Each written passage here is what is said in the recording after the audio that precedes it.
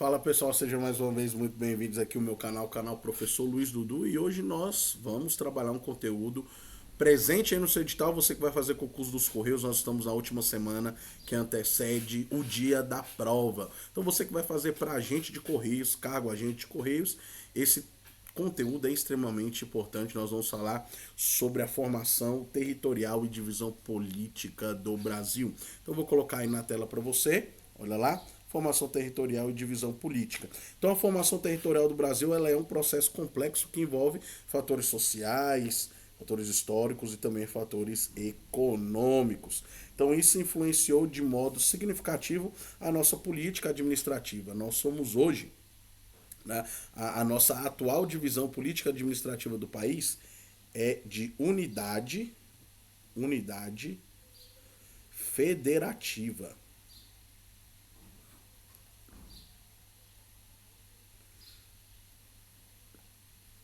Unidade federativa, ou seja, em suma, estados, né? Em suma, estados. Tudo bem? Então nós precisamos compreender como que se deu essa formação para que nós possamos então partir para a estrutura política administrativa atual. Então isso se deve ao nosso processo de colonização, que se inicia lá no século XVI com a chegada dos portugueses, né? E isso altera drasticamente a nossa questão geográfica e também a nossa questão demográfica. Então os acordos com os indígenas, as extrações de recursos naturais, isso a gente vai chamar de mercantilismo, extração de recursos naturais, né, durante o período colonizador, moldam essa configuração territorial. Por que ela molda essa configuração territorial? Porque a ocupação do território brasileiro durante o século XVI se dá a partir do interesse de exploração dos nossos colonizadores. Tá? Então, as capitanias hereditárias foram uma estratégia de administração que influenciou a divisão territorial. Então, a nossa primeira forma de divisão político-administrativa foi qual? Foi as capitanias hereditárias. Então, a nossa primeira forma de administração foi as capitanias hereditárias. Então, anota isso aí no seu material, tá? A nossa primeira forma político-administrativa foi as capitanias hereditárias.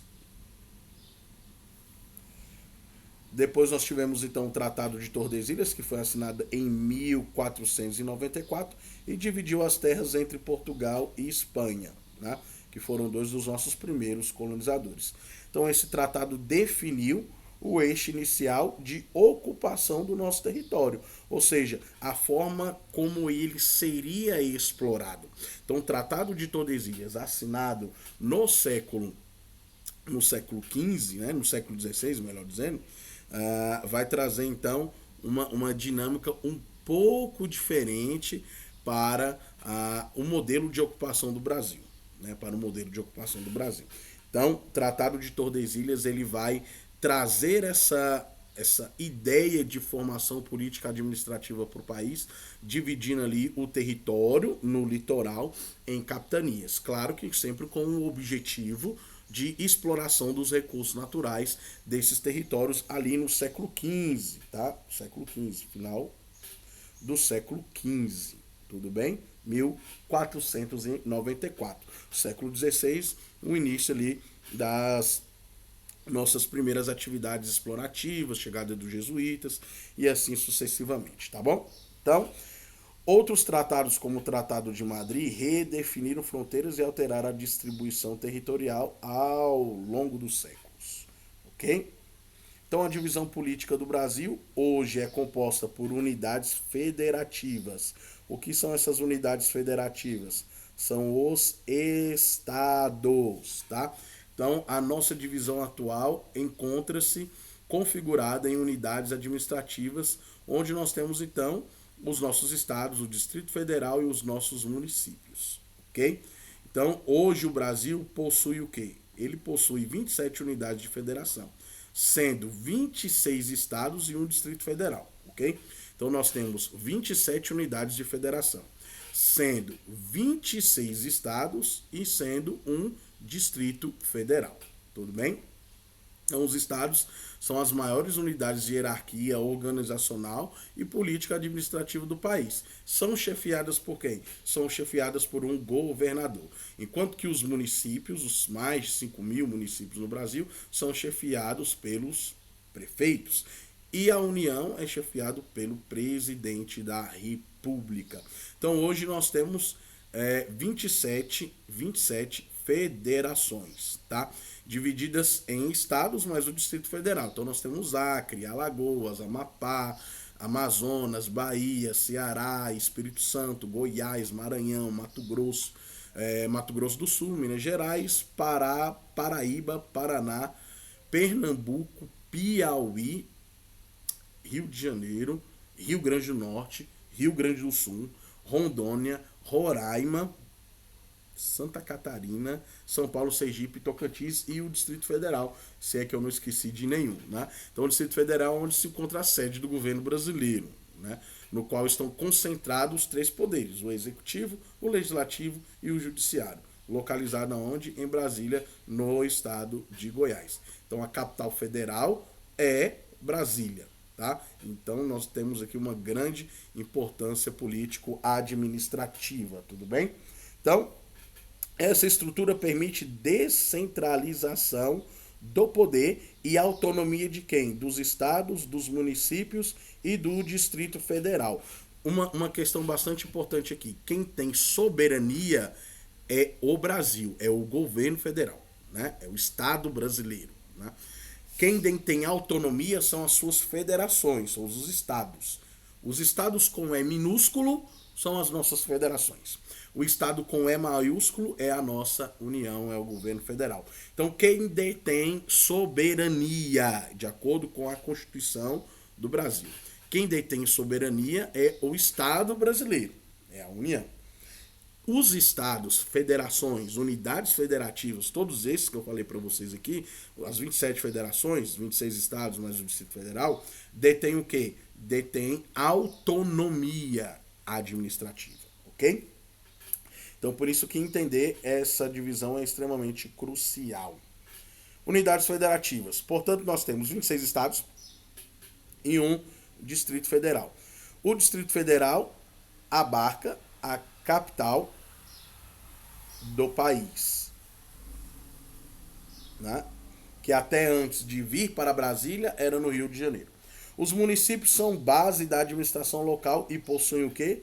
Autonomia política, assim como as unidades federativas, ok? Também possui autonomia política. Mas no caso das unidades federativas, cada estado possui a sua própria constituição, que nós chamamos de Constituição Estadual, suas leis e seu próprio governo, tá? Mas o que é importante destacar, a Constituição do Estado, a Constituição Estadual, ela deve estar diretamente relacionada com aquilo que diz a nossa Carta Magna. Qual é a nossa Carta Magna? A Constituição Federal, nossa CF de 1988. Tudo bem? Então, as constituições dos estados devem estar de acordo com aquilo que diz a Constituição Federal. Então, a União, como diz a nossa Constituição, a união dos estados com o Brasil, ela é uma união indissolúvel, ou seja, os estados não podem se separar do Brasil. Essa é a nossa dinâmica política administrativa, tá? Em relação aos municípios, os municípios são unidades de menor hierarquia, né? Com uma organização política administrativa que geralmente é chefiada pelos prefeitos e que exerce poder executivo dentro dessas unidades. Então, hoje, nós temos aí aproximadamente, se não me engano, 5.561 municípios, tá? 5.561 municípios. Tudo bem? Então, dentro dos municípios, a gente pode encontrar alguns distritos, que são unidades administrativas, que se divergem ali, que se dividem dentro da sua própria política administrativa, tá bom? Então essas divisões elas são importantes para que a gente possa entender como que acontece essa organização política administrativa do nosso país, ok? Legislação e divisão, nós temos leis e normas que estabelecem a organização administrativa dos entes federados. Isso aqui está de acordo com o quê? Tem que estar de acordo com a nossa Constituição Federal. Então, a Constituição de 1988 define os princípios fundamentais e a divisão política administrativa do nosso país, do artigo 1º até o artigo 4º da nossa Constituição Federal, ok? Então, esse processo que nós chamamos de processo de descentralização administrativa. O que é processo de descentralização administrativa? É você dar autonomia a uma entidade, né, que foi descentralizada de um órgão superior. Então, você dá autonomia para ela se organizar administrativamente, tudo bem? Então, isso é essencial para que nós tenhamos o quê? Uma gestão pública muito mais eficaz. Então, a Organização Federativa do Brasil se baseia nessa distribuição entre União, Estados e municípios, né? E essa divisão é extremamente essencial para garantir a autonomia e o funcionamento adequado da administração pública em diferentes níveis. E compreender a estrutura federativa do Brasil é fundamental para que nós possamos ter uma análise mais pertinente, mais objetiva sobre governança no Brasil, ok? Portanto, as divisões políticas administrativas do país são feitas de modo,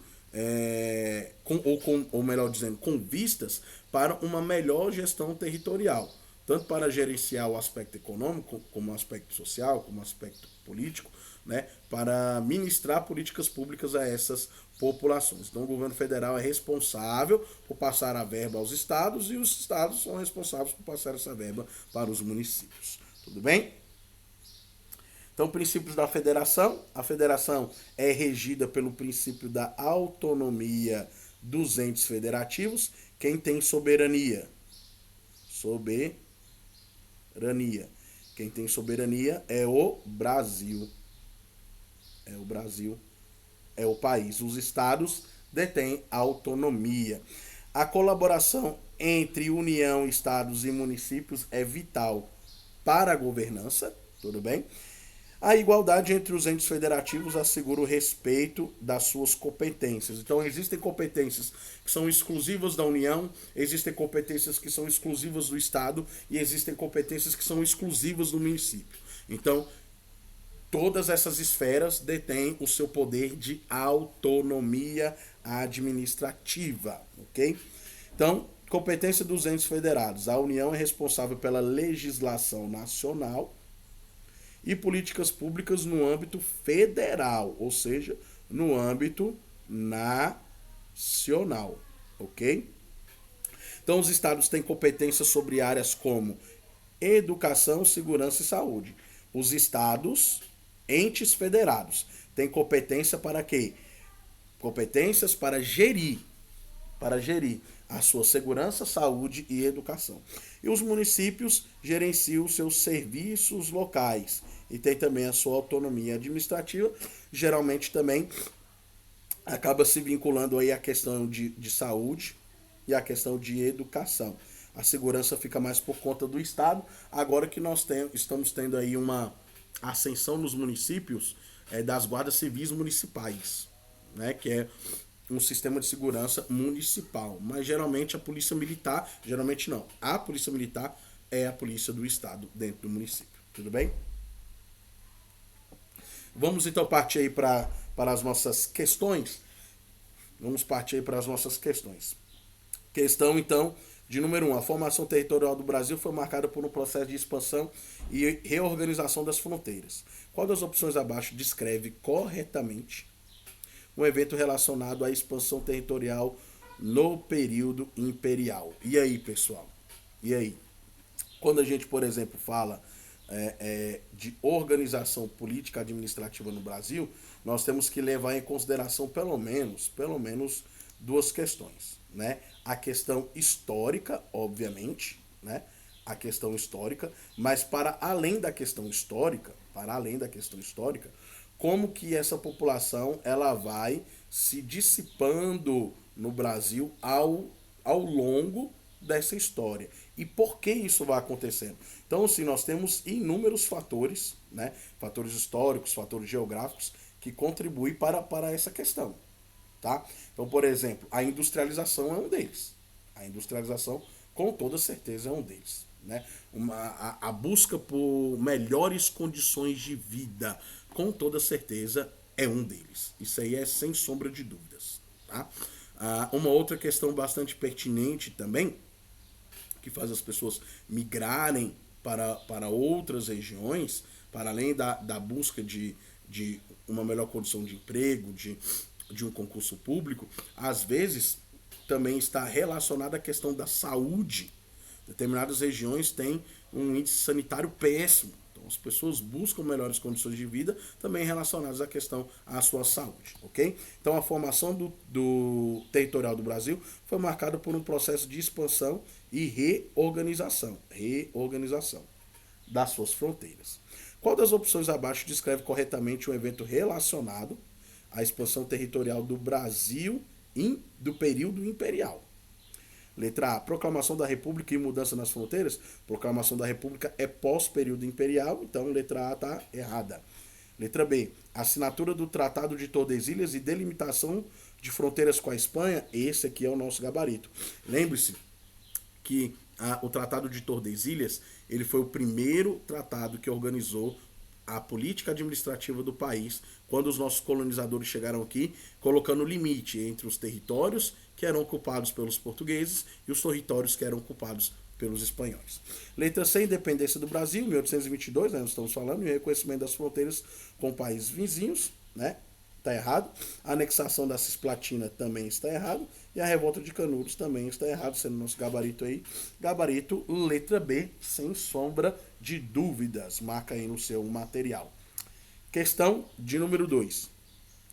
A divisão política do Brasil atual é fruto de um processo histórico de reorganização das unidades federativas. Quando o Brasil foi dividido em estados, ocorreu a definição, como ocorreu, melhor dizendo, a definição dessas divisões. Então, letra A, a divisão ocorreu com base nas antigas capitanias hereditárias? Negativo. Essa divisão ela é realizada no período pós-império, tá? Ela é realizada no período pós-império, entre o governo de Deodoro da Fonseca e Floriano Peixoto, tá? Então, letra A está errada. Letra B, foi estabelecida pela Constituição de 1988? Não. Na Constituição de 1988, essas mudanças já tinham ocorrido. Nós tivemos uma série de constituições no Brasil. A Constituição de 1824, que é chamada de Constituição da Mandioca, que é a nossa primeira Constituição.